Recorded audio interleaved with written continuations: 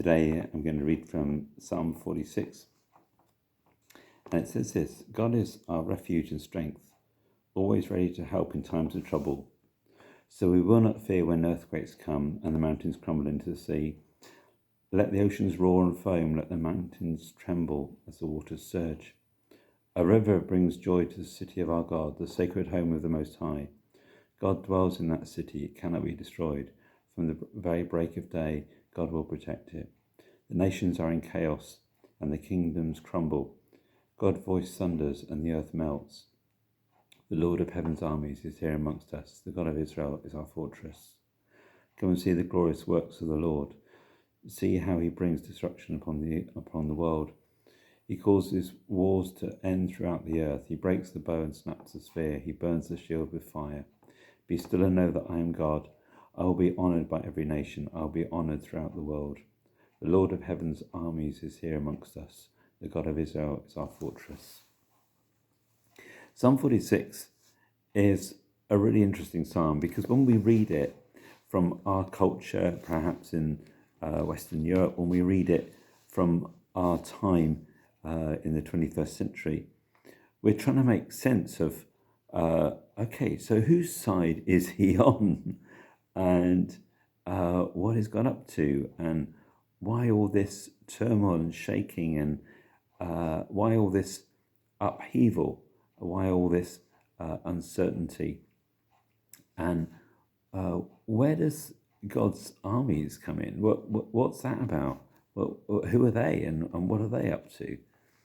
So it seems sometimes for us in a situation like this that we are dealing with a psalm that portrays God in the midst of a tremendous chaos. And doesn't that seem strange? Because isn't the point of the Bible that Genesis starts with order coming out of chaos, and God bringing that order, breathing that order, brooding over the chaos and putting things straight? And there's a sense which that's true. And there's also a process of turmoil going on. And so is God standing back at a distance, kind of, allowing a terrible mess to ensue and allowing terrible chaos? Is he disconnected? Is he unemotional about it? Is he disengaged with it? Well, I don't think Psalm 46 is really saying that. It actually starts off with the whole point that God is our refuge and strength. He's there in those times of trouble. Whatever is going on, whatever upheaval is happening, both in the natural world and in terms of a conflict, we can be sure that God is there to be the refuge, to be the one that we can find real strength in. And he's also the Lord of heaven's armies. He's also operating ultimately with a greater plan. It's not that he's on your side or their side or whatever. He's on his side. And on his side, he is working to fulfill his greater plan. He is working to fulfill for all things ultimately to come under his authority.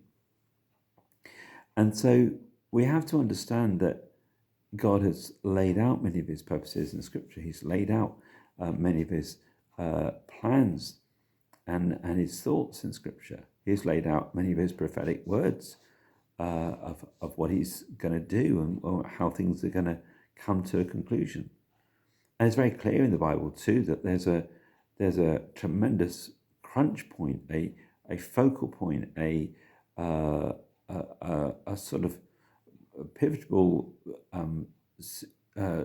location, really, we can say, that is spelled out in prophecies like in Zechariah and so on. And Jesus kind of points at this in Luke 13 and so on, about Jerusalem being quite a key place, a very, very key point of contact, a place where Jesus was crucified, a place where he says he's going to come back to, a place which seems to be a very key point and engaging the Jewish people as well as part of that mix, a key point in his final plans and purposes.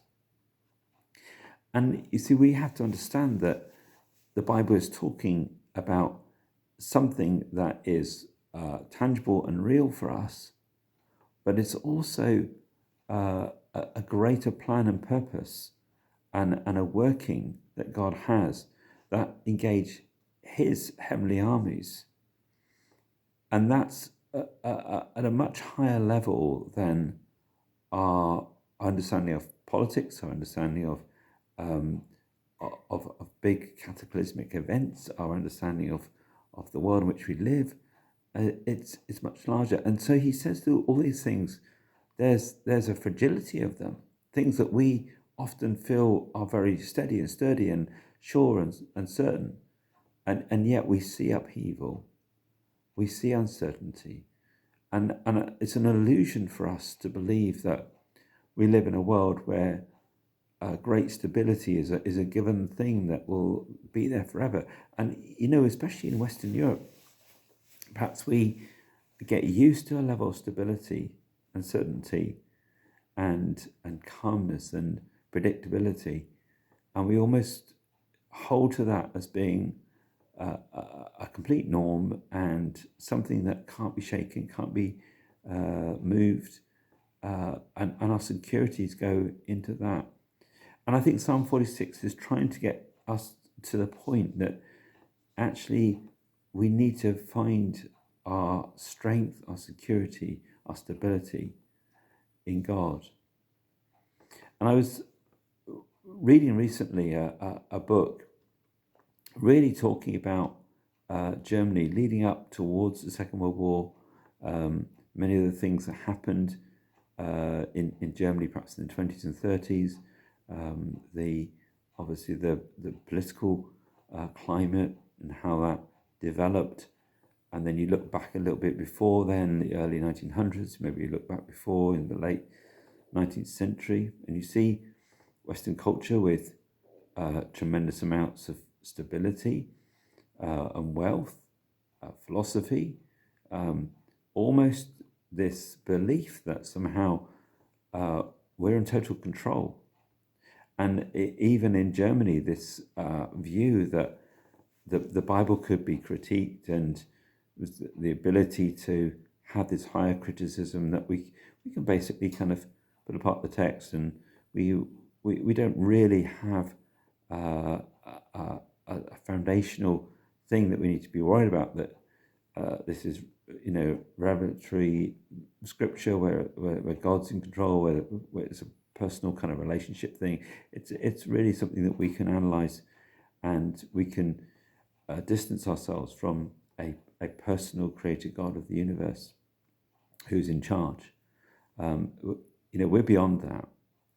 And you see those great philosophers and movements and so on that came out of those times and out of prosperous Europe, out of a world which seemed increasingly under the control of people.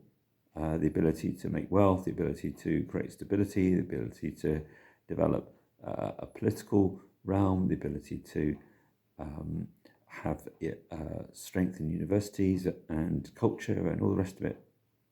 All those things. And yet out of those things, out of Vienna, out of Berlin, out of the stability of Europe, out of the heart of so much the Austrian-Hungarian Empire, out of the stability that was Western culture, and the security that many Jewish people also experienced in Germany.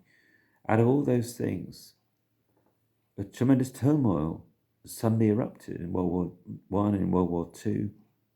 And I don't think these things are unusual or strange. We often see historically empires and great powers looking as if they're unscalable, looking as if they're unshakable, looking as if they're permanent, looking as if they can get away with whatever they want to do because they're just a mighty fortress, and no one's going to be able to touch them, and they have authority and influence, and everything's going to carry on just as it was.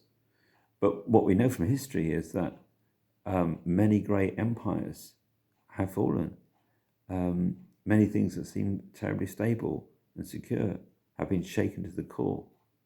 I think Psalm 46 is just trying to get us back to that place, so we're reminded of the fact that we have to find our security in the middle of the shaking.